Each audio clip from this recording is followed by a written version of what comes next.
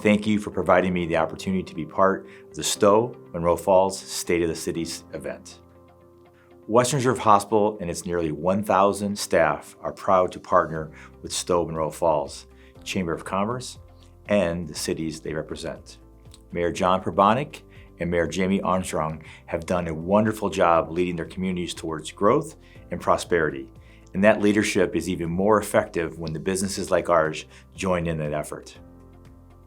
Our work as business leaders has been seriously tested this year, with much of our progress and plans coming to a stop with the beginning of the pandemic. It has impacted all of us, and we have had to pivot sharply, and many activities, actions paused or canceled. Some enterprises required to shut down completely. Fortunately, as we gather for the State of Cities event, we can see light at the end of the tunnel and begin working towards normal once again.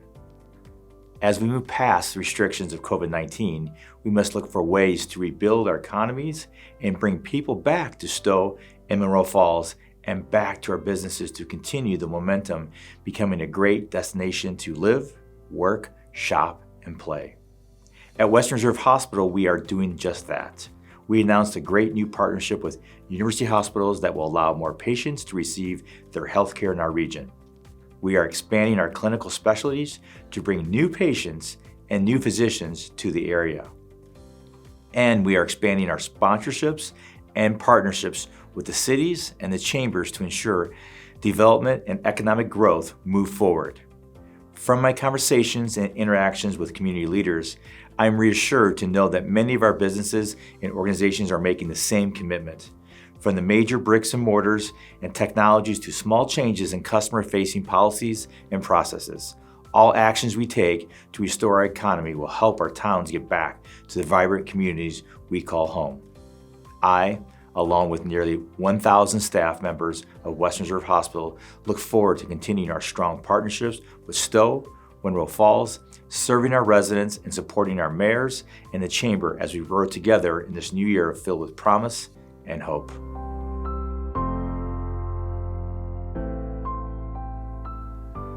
Okay, looking back on 2020, I would like to take a moment and say thank you. Not just a simple thank you, but thank you to our residents. Thank you to our businesses.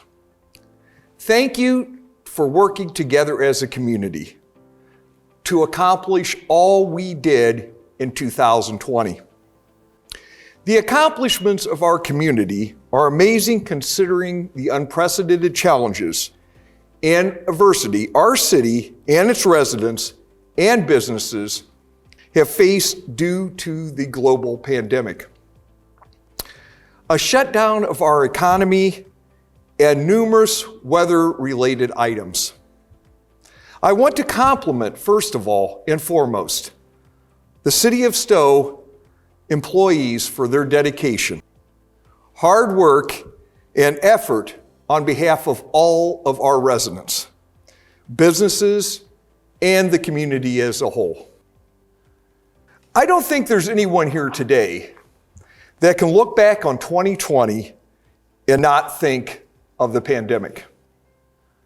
The pandemic was overarching, all-encompassing theme of that year, 2020. It touched almost every single person and almost everything and every single item that we did. The City of Stow quickly pivoted from our normal, whatever that is, to what we thought would be temporary adjustments. Little did we know at that time that these adjustments would be our new normal, and we would need to persist. We instituted precautionary measures to comply with state and federal mandates, as well as protect the health, safety for our residents, employees, and visitors. We remain committed to providing high-quality services to both our residents and businesses. Our first responders implemented special precautions to combat the COVID-19 crisis and to avoid major outbreaks of the virus which fell within all of our departments. All first response operations remain fully functional and staffed throughout the year without being compromised by this virus. Considering the severity of the worldwide pandemic, and with the cooperation and again, efforts from all of our employees, I believe we managed our city well in 2020. Stow today is in sound fiscal condition. Our city services are intact. In fact, they are better than ever. I have no doubt that when we continue with excellent management, we will see this continue into the future.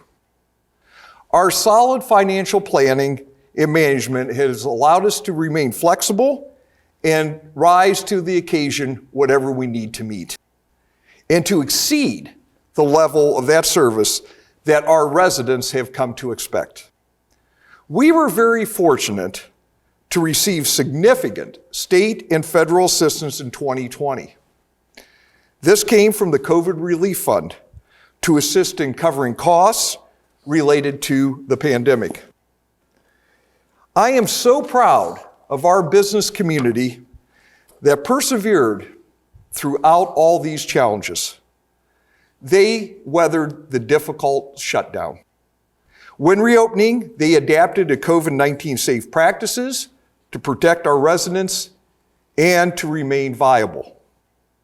Some of these were plexiglass screens, one-way aisles in stores, spreading out seating arrangements in restaurants, adding outdoor seating for our diners. Knowing that our business are essential to our community, we did everything that we could to support them, especially during this difficult time. First, there were many business visits, some safe in person, some that we learned to do on Zoom, to find out how they were doing and what we as a city could do to help. Providing information on federal and state financial assistance, along with great help from our local Chamber of Commerce. We streamlined the approval process for temporary outdoor seating plans and many other things that our business had asked for. Business promotion initiatives consisted of social media boosts, business spotlights, which appeared both on our website and on Facebook, Back in Business campaign. We had yard signs, flyers, decals all over our town to make sure that we are here for our businesses as they are there for us each and every day. We will continue with our efforts and have initiated some more additional programs. We have the Taste of Stow, which will be a local restaurant directory, which will be mailed in our February water bill. Our Safe Dine-In Pledge is underway, and thanks also to Western Reserve Hospital for their cooperation and sponsorship. Our local economy continues to grow with new development, redevelopment, and continued investment by businesses and residents. Regardless of all the formidable challenges, the pandemic hasn't, and it will not, shut down the growth in our community. While many residents stayed in home in spite of the economy, they invested in their homes.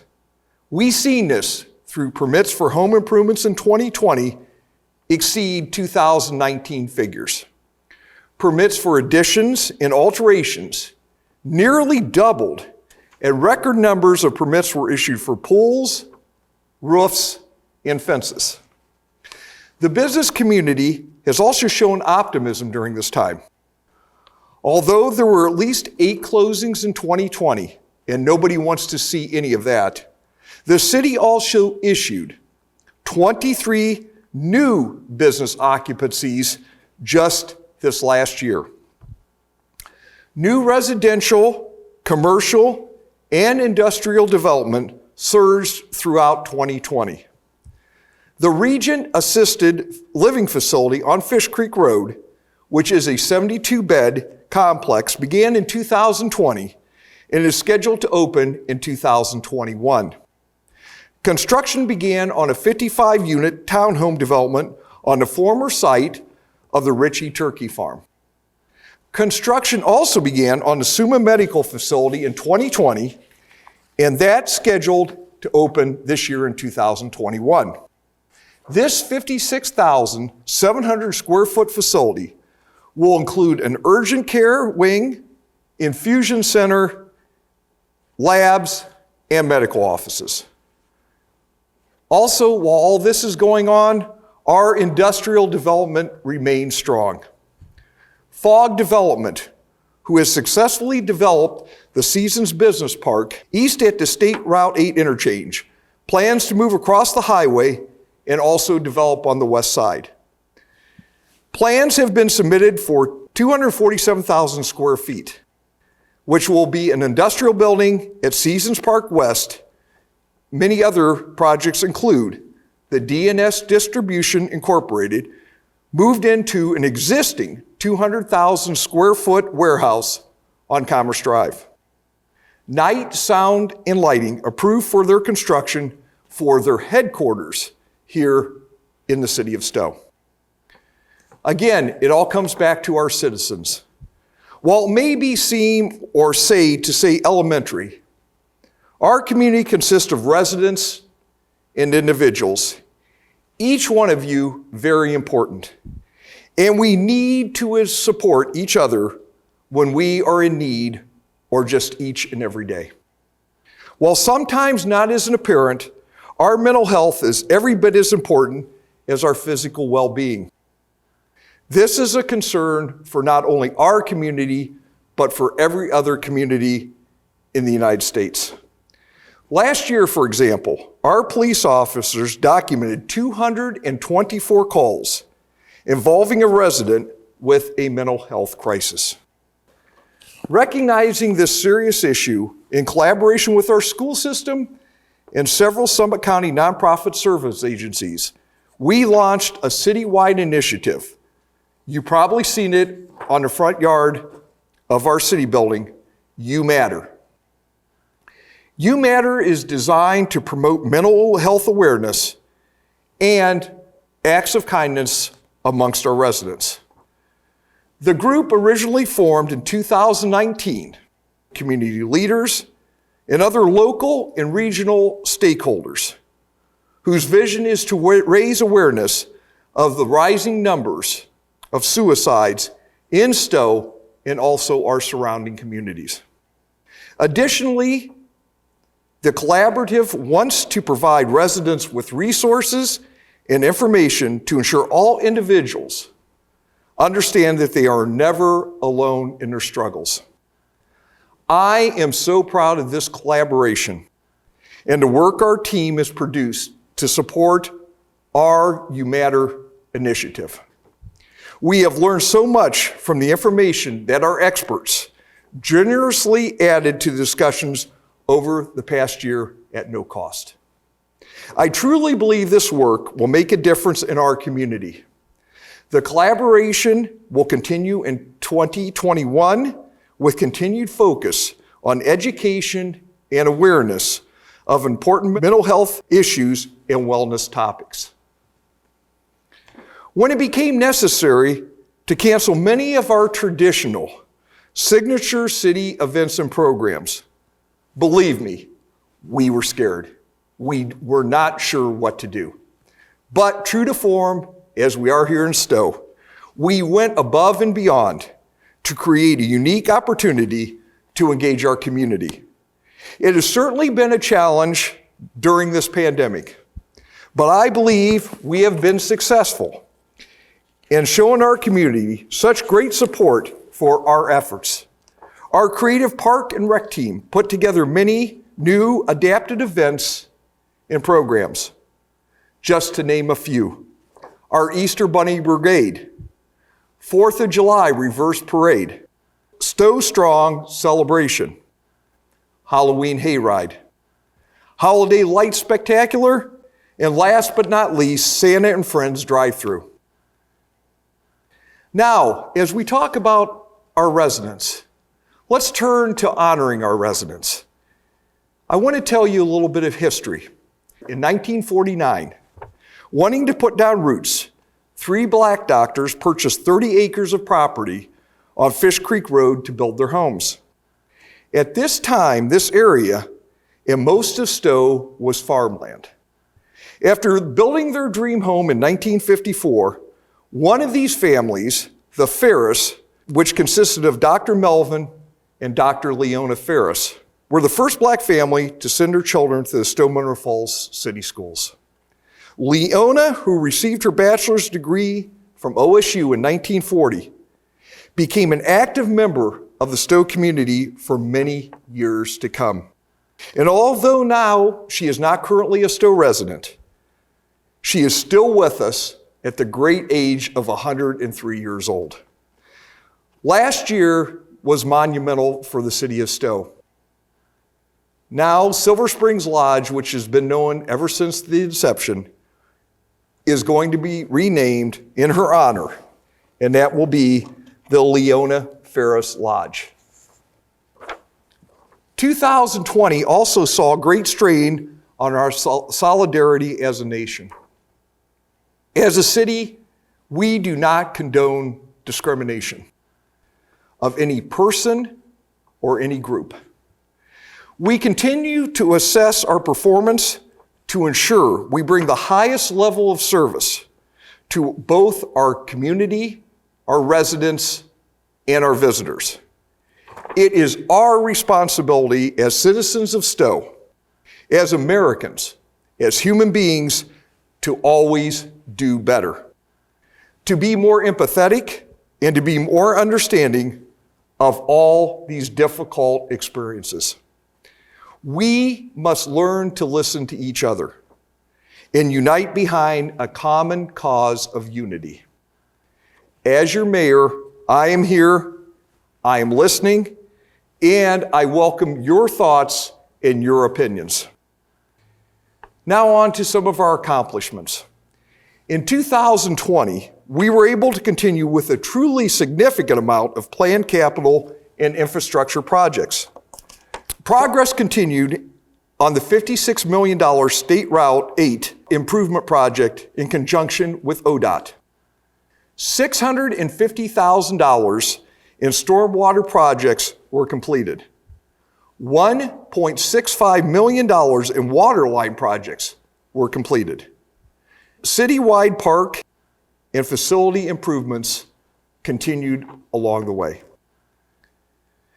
I guess as we look into the future, we have tackled many difficult problems for the residents and citizens of Stow since I became mayor, and more specifically in 2020. At times, it seemed like some would never be resolved.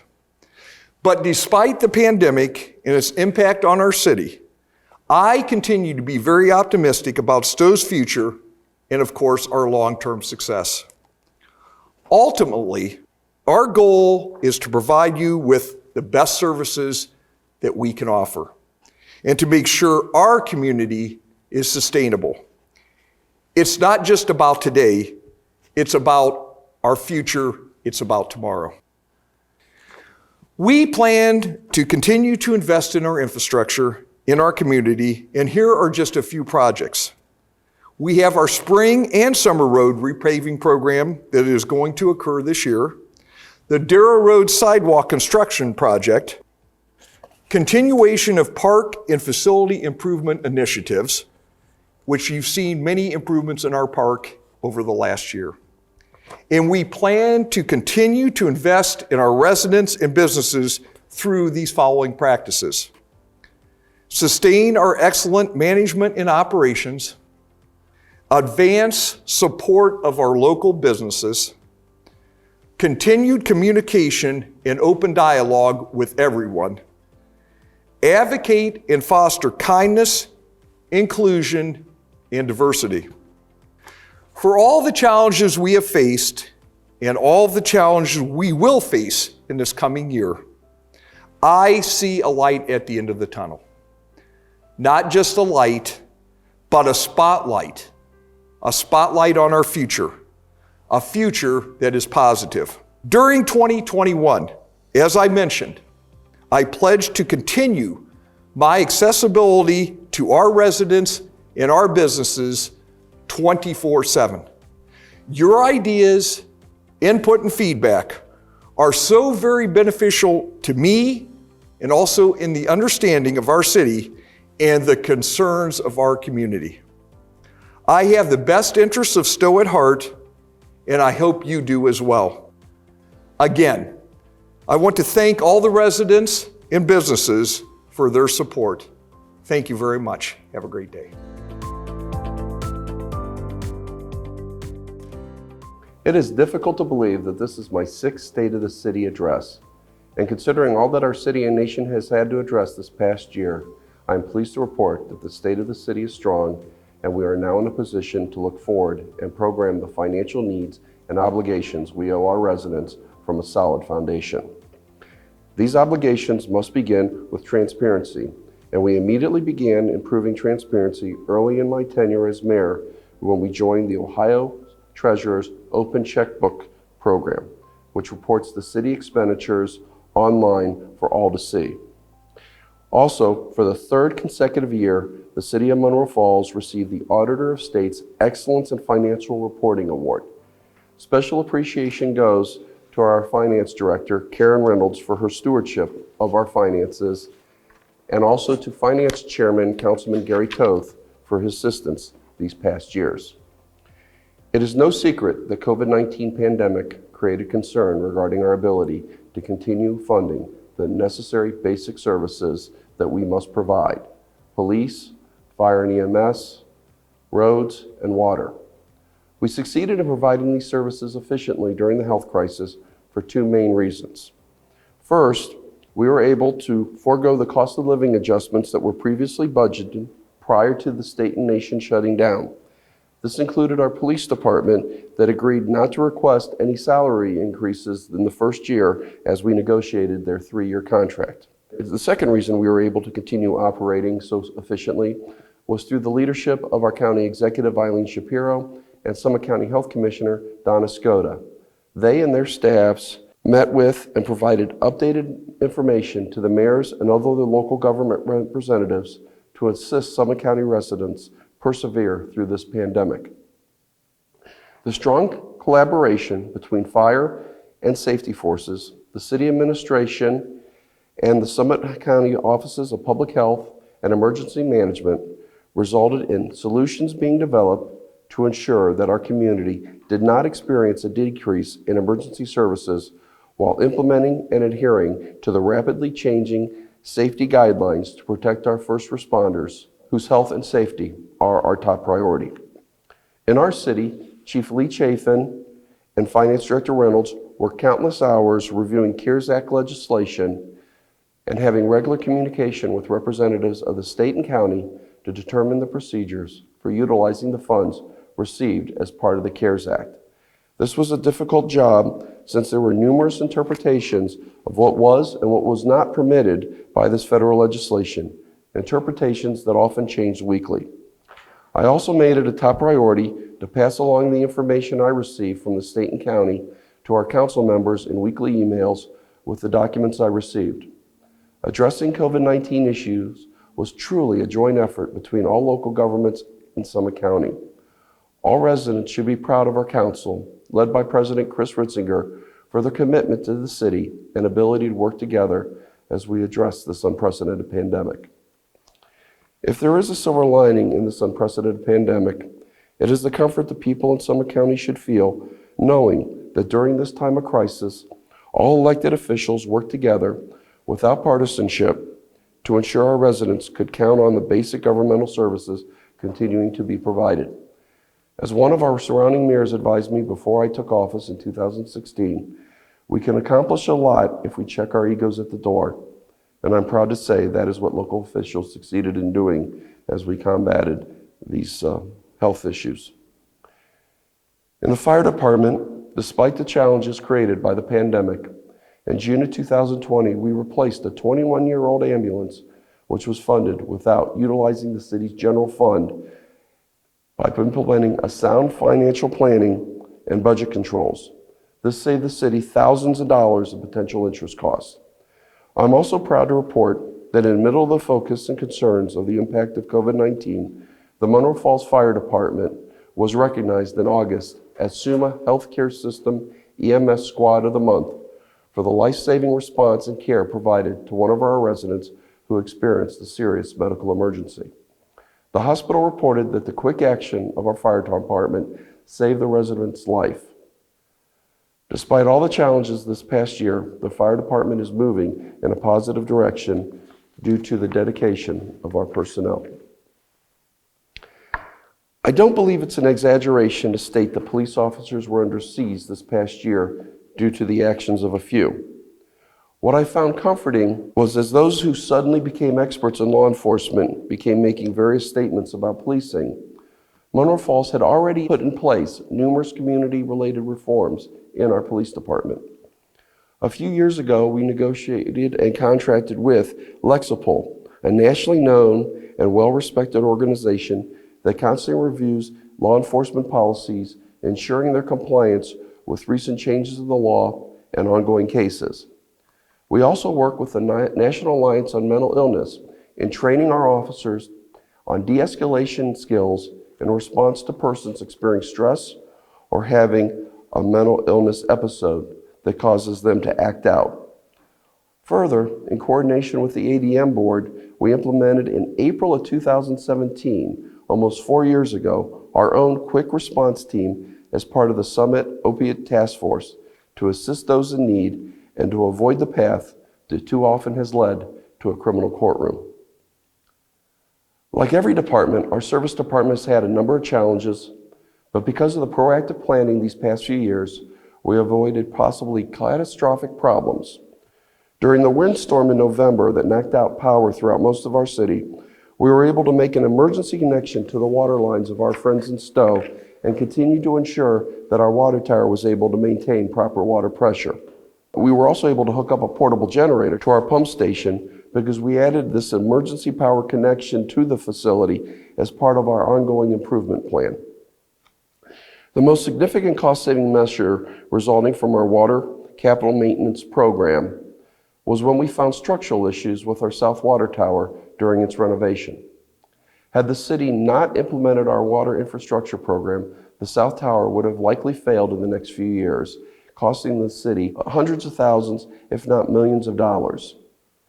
Although the towers were down many months, both towers have now been renovated and refurbished, and after our planned upgrades to our pump station, will be fully utilized for the first time since the North Tower was constructed over 20 years ago.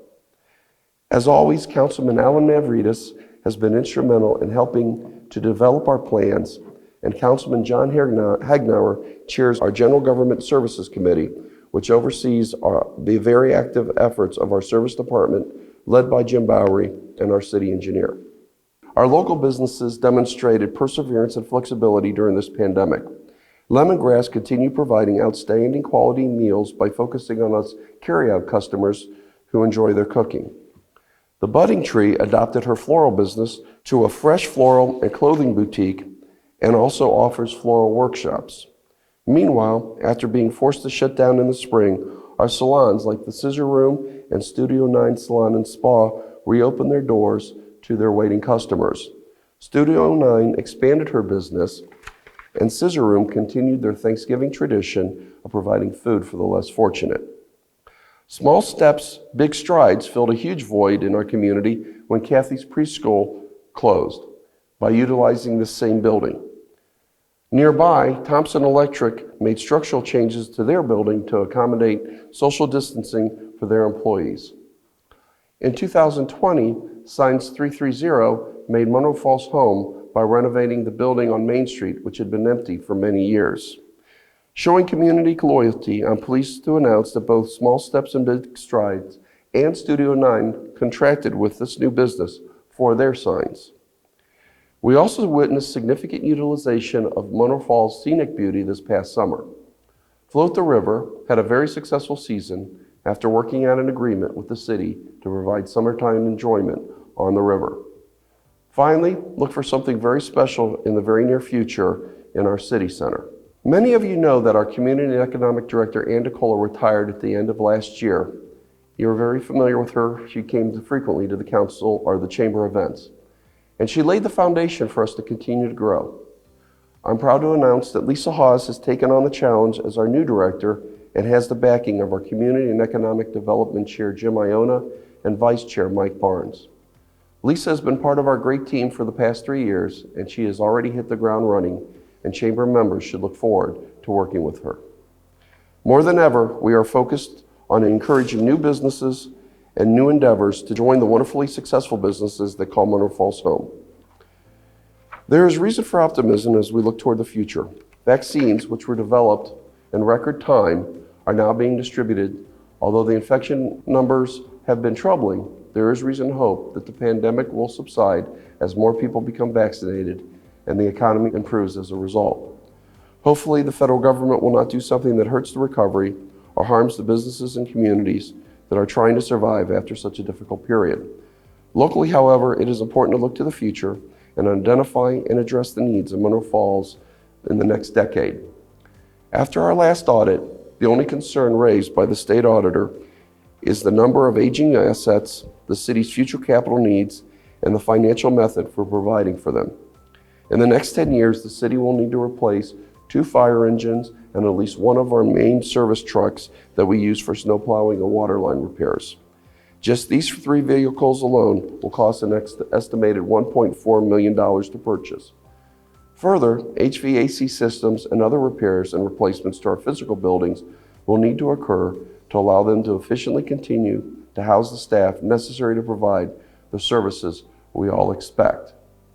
This will be the non-COVID challenge that we will accept as we move forward promoting our great city. On a personal note, I want to thank my family, especially my wife Lisa and our daughter Alexis, for their love, support, and most of all patience, as my duties sometimes require long hours. It is an honor to represent the city of Munroe Falls, and I'm proud to say the state of the city is sound.